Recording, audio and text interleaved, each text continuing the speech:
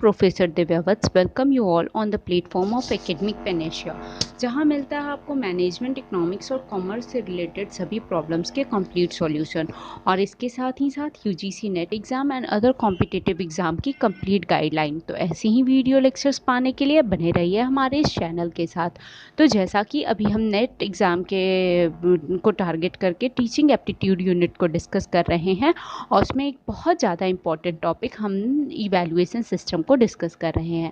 Previous 2 lecture में मैंने assessment evaluation को डिस्कस किया था, उसके बाद के लास्ट लेक्चर में मैंने डिस्कस किया डिफरेंट वैरायटीज़ और different kinds of evaluation system. वो बहुत ज़्यादा इंपॉर्टेंट होता है और उसी के बेसिस पे आज हम PYQs डिस्कस करेंगे और at the end of unit मैं आपके साथ कुछ इससे रिलेटेड टीचिंग एप्टीट्यूड से रिलेटेड कुछ MCQs डिस्कस करूँगी और साथ ही साथ PYQs। आज मेरा जो PYQ है ये पहला मैं ट्रायल कर रही हूँ, तो यहाँ पे मैं आपसे सिर्फ इवैल्यूएशन सिस्टम से रिलेटेड जो PYQs कुछ मुझे मिले हैं वो मैं आपके साथ डिस्कस करूँगी। तो ये आपके लिए काफ़ी ज़्यादा इम्पॉर्टेंट है क्योंकि इस टॉपिक से बहुत ज़्यादा क्वेश्चंस पूछे जाते हैं। तो चलिए स्टार्ट करते हैं PYQs based on evaluation system. तो पहला हमारा क्वेश्चन क्या है, on the basis of summative test a teacher is interpreting his or her students' performance in terms of their wellness lifestyle evident in behavior. This will be called as, देखिए यहाँ पे क्या है, समेटिव टेस्ट की बात कर दिया। Summative test क्या है, एट द एंड जो आपका टेस्ट हो गया, एट द एंड आपका समेटिव टेस्ट कहलाता है ना। तो एट द एंड की बात आ गई, समेटिव टेस्ट यानी एट द एंड आया तो फाइनली यहाँ पे टीचर उसको स्कोर दे दी होंगी। फॉर्मेटिव तो है नहीं, समेटिव है तो उसे डे बाय डे तो इम्प्रूव करेंगे नहीं, तो यहाँ पे टीचर ने उसे डायरेक्ट स्कोर दे दिया और अल्टीमेट उसे रिजल्ट दे दिया रिलेटेड तो उसके परफॉर्मेंस से रिलेटेड, उसके वेलनेस ऑफ लाइफ से रिलेटेड टीचर ने उसे अल्टीमेट रिजल्ट दे दिया। तो ये पे यहाँ ये कौन सा आपका टाइप कहलाएगा, तो इसमें ऑप्शंस क्या दिया, a continuous and comprehensive evaluation, norm reference testing, criterion reference testing या फॉर्मेटिव टेस्टिंग। तो फॉर्मेटिव होगा नहीं और कंटिन्यूअस एंड कॉम्प्रिहेंसिव होगा नहीं। ऑब्वियसली जब फॉर्मेटिव नहीं होगा तो कंटिन्यूअस एंड कॉम्प्रिहेंसिव भी नहीं होगा। बचते हैं आपके पास 2 options, norm reference testing and criterion reference testing. ज़रा सा वीडियो पॉज कीजिए और इसको थोड़ा सा दिमाग लगाइए और फिर बताइए आंसर क्या होगा।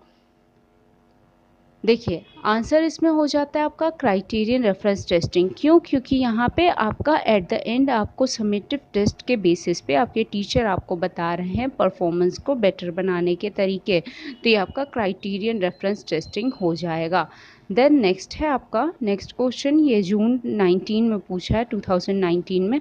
क्वेश्चन क्या है, the performance of a student is compared with another student in which type of testing. ऐसा किस में होता है, जब आप एक से दूसरे को, वन एंड अनदर को कंपेयर करने की बात कहाँ की गई थी, वन एंड अनदर को कंपेयर करने की बात हमेशा याद रखिएगा नॉर्म रेफरेंस टेस्टिंग में। क्राइटेरिया जब बोल दे तो याद रखिएगा वहाँ एक स्टैंडर्ड सेट था।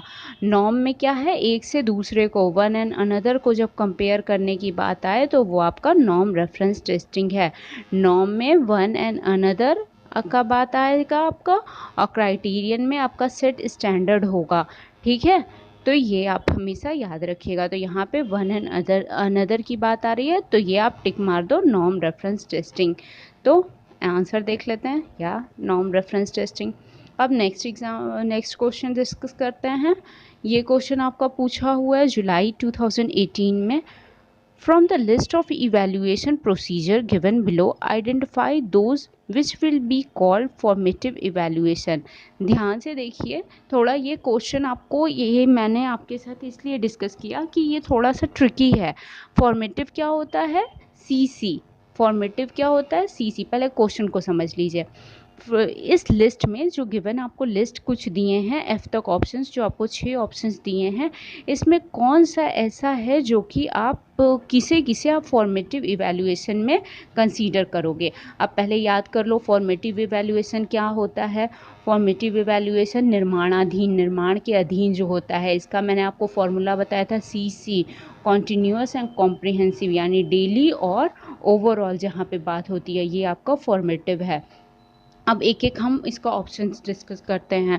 तो पहला ऑप्शन क्या है, a teacher awards grade to student after having transited to the course. यहाँ पे कोर्स के अंत में टीचर आपको ग्रेड देता है, ये कहाँ होता है, ये आपका समेटिव में होता है, तो ये ऑप्शन कट जाएगा।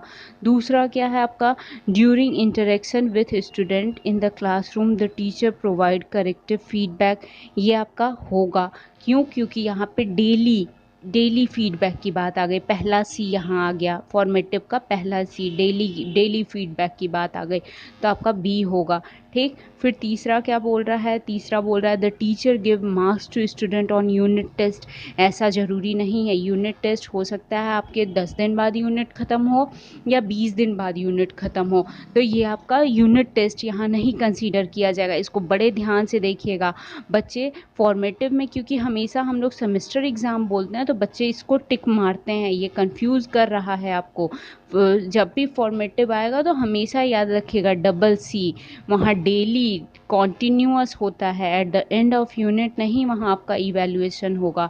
ओके, तो बी हो गया, फिर सी नहीं है, ए भी नहीं है। अब डी क्या ऑप्शन दे रहा है, the teacher clarify to doubt of student in class itself. हाँ, ये होता है, टीचर आपके ऐसा नहीं बोलेगा, चीज़ों को पोस्टपोन नहीं करेगा, वो आपको डेली, देखिए फिर यहाँ आ गया कॉन्टिन्यूअस, पहला सी का पहला सी यहाँ भी आया और बी में भी आया। ठीक है, तो ये दो ऑप्शंस हो गए।